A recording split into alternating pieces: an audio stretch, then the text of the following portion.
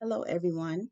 I'm Stephanie Clegg, licensed associate counselor, bringing you another mental health moment. So, today's topic is a serious topic and one that I'm very familiar with, very dear to my heart, and it is the topic of bullying.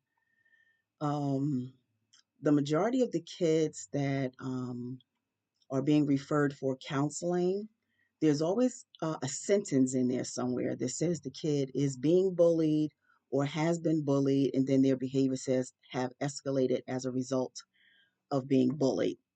So I thought it would be helpful and provide some form of psychoeducation to let's talk about bullying for a minute.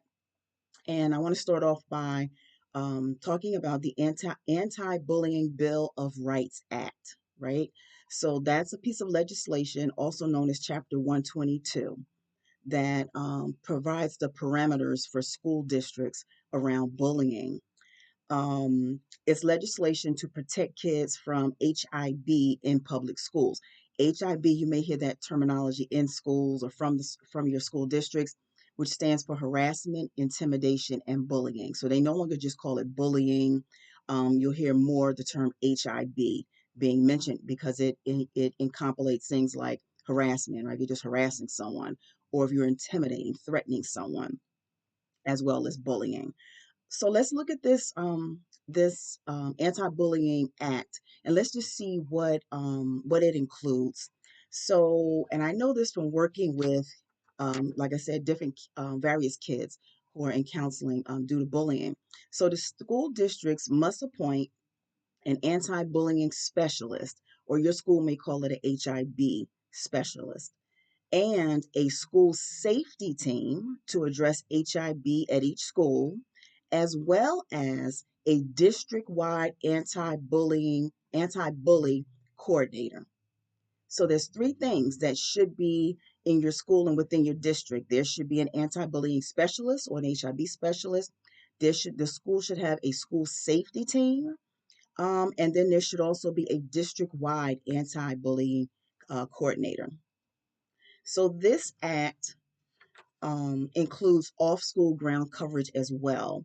It says this law extends its protection to certain incidents occurring off school grounds, such as those involving online communication, and that's big in schools. Kids are harassing, intimidating, and bullying kids via social media, different chat groups, and this bill covers that as well.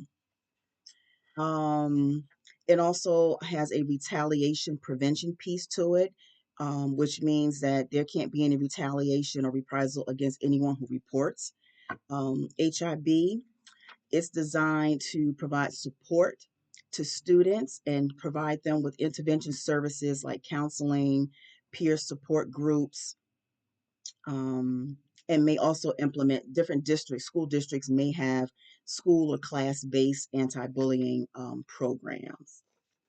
So that's the basic gist of the act itself. Oh, and one other thing. So the school's response to incidents or reports of HIB. The school must respond to all reports of HIB, and they must implement appropriate interventions and disciplinary actions. So the school has a accountability per this piece of legislation, the anti-bullying Bill of Rights Act. So your school has some responsibility, and I want you educators to chime in and post what your school district does really well to address anti-bullying. It can help a kid, it can help a parent that's dealing with the situation. So please post your comments. So I have just a note, a word of encouragement to the parents who have children that are either being harassed, intimidated, or bullied. Know your rights. Hold your child's school or district accountable and make them protect your kid. And it should be protecting all kids. Every child should feel safe, seen, and supported. Parents, fight for your kids' safety and protection and support within their school and within their school district. You can ask for a copy of their anti bullying policies. Each school has one. Sometimes it's on their website. I found them on a few websites. When I get a kid that's being referred to me for bullying, the first thing I do, I talk to the parents and find out what's been done thus far. And then I go and read the actual school district's anti-bullying policy to make sure that they're following their own policy. Okay, so that's my word to of encouragement to parents who are who have children who are being exposed to HIB behaviors. And to those parents, here's my note to parents whose kids are harassing, intimidating, or bullying other kids. Talk to your kids. This does not mean yell at them because the school called you, put them on punishment, take their cell phones. You need to talk to your children to determine why they feel the need to dominate and control another kid. This is not normal behavior. It's actually abnormal behavior. Don't minimize it and say kids are just being kids and the other kid need to man up or, woman up for these kids. This is not normal behavior. It's abnormal behavior, and your kid may need help. They may need help. Your kid may have seen something or some things.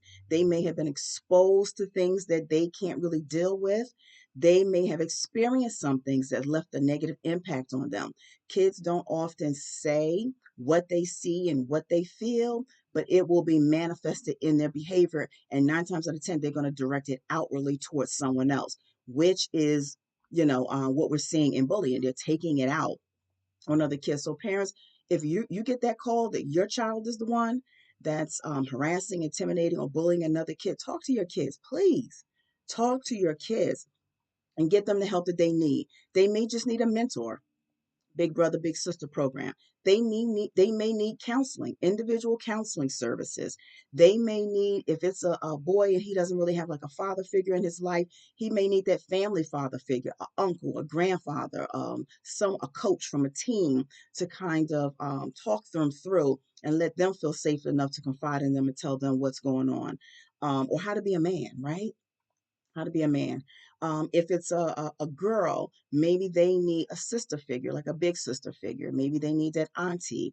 They need someone that they're close to, their trusted adult, to help them navigate their emotions, right? Emotional regulation. And sometimes it's just a matter of explaining why it's wrong, right? We need to talk to our kids. We need to tell them why bullying is wrong, but definitely hold your school districts accountable. Unresolved issues and unresolved pain seems like a lifetime to a kid. It results in helplessness, feelings of hopelessness, which indirectly are the links to suicidology. So a lot of the kids that are being referred for counseling, a lot of them are saying they want to bring a gun to school, they want to do something to themselves to end the bullying. Parents, please hold your school districts accountable. Parents of kids who are conducting these behaviors, please talk to your kids and please get your kids the help that they need. So thank you, and I hope this has been helpful to someone. Educators, if you're out there, if your school district does something really well, I don't want to hear what they don't do, but if they do something really well to mitigate these HIB behaviors, please post that in the comments, and it'll be a blessing to someone else. Thank you. See you in the next video.